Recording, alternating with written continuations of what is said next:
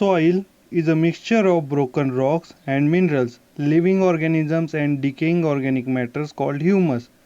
Humus is dark, soft and rich in nutrients.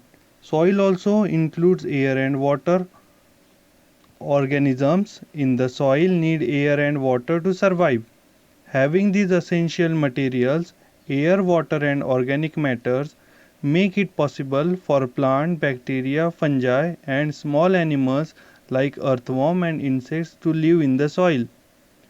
All the living things in the soil plus essential materials that these organisms use to survive forms the soil ecosystem. Scientifically study the soil ecosystem because they want to understand how organisms related to one another and to the environmental that surrounds them. Soil generally consists of visuals and textural distinct layers, also called profiles, which can be summarized as follow from top to bottom. First one is O origin. O means organic matter. Superficial organic decomposites or deposits with little layer of plant residues in relatively non-decomposed forms. Next one is A origin, surface soil. Organics mixed with mineral matter. The layer of mineral soil with the most organic matters accumulation and soil life. This layer depleted of iron, clay, aluminium, organic compounds and other soluble constituents.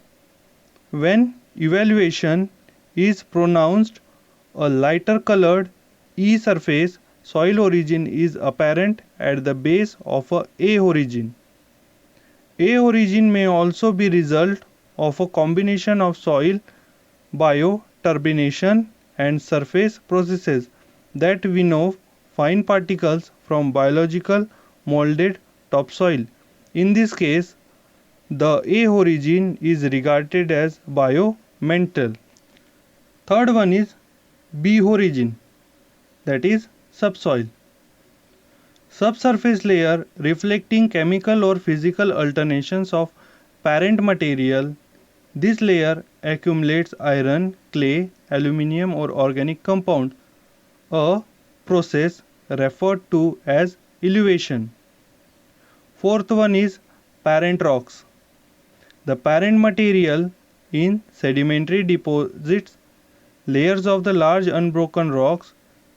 This layer may accumulate the more soluble compounds. And the last one is red rock, is also known as R origin. The parent material in red rock landscapes. This layer denotes the layer of parental weathered bedrock at the base of the soil profile. Unlike the above layer, R origin largely comprises continuous masses of hard rocks that cannot be excavated by hands.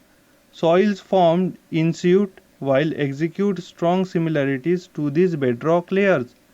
These areas of bedrocks are under 50 feet of the other profiles. Classification based on grain size. The range of particles sizes encountered in soil is very large, from boulder with a dimension of over 3000 meter down to clay particles that are lesser than 0.002 millimeter. Some clay contains particles less than 0.001 millimeter in size, which behaves as colloids, that is, do not settle in water. In the Indian Standard Soil Classification System, soil are classified into groups according to size, and the groups are further divided into coarse, medium and fine subgroups. The grain size range is used as the basic for grouping soil particles into boulder, cobbler, graveler, sand, silt or clay as given below. Gravel, sand, silt and clay are represented by group symbols, that is G, S, M, and C respectively. Physically, weathering produces very coarse and coarse soils. Chemical weathering produces generally fine soil. Soil separates and are specific ranges of particular soils. In the United States, the smallest particles are clay particles and are classified by the USDA as having diameter of less than 0.002 millimeter.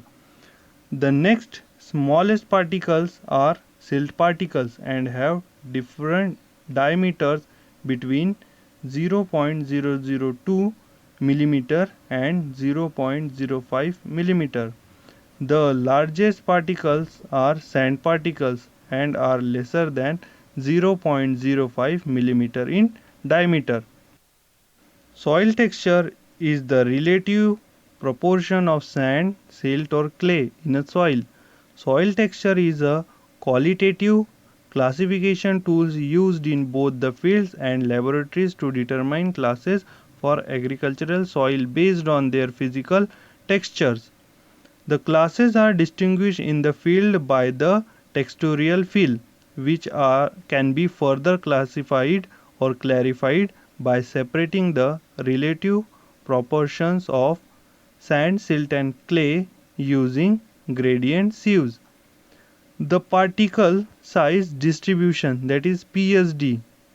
The class is then used to determine crop sustainability and to appropriate the soil responses to environmental and management conditions such as drought or calcium, that is lime requirement. A quantitative rather than a qualitative tool, it is a fastest, simple and effective measures to assess a soil's physical characteristics. The soil textural classes is a group of soil based upon these relative proportions. Soil with the finest texture are called clay soils, while soil with the coarse textures are called sands. However, a soil that has a relative even mixture of sand, silt and clay and exhibits the properties from each separate is called as loam. There are different types of loams based upon which soil separates is most abundantly present. If the percentage of clay, silt and soil in a soil are known, which may use the textural triangles to determine the textural classes of our soil, like shown in the figure. Now it's time to check your knowledge about today's topic. Here are some questions as your assignment.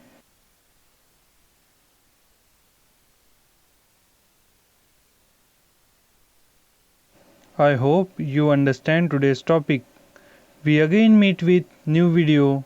Till then, stay at home, be safe, be happy.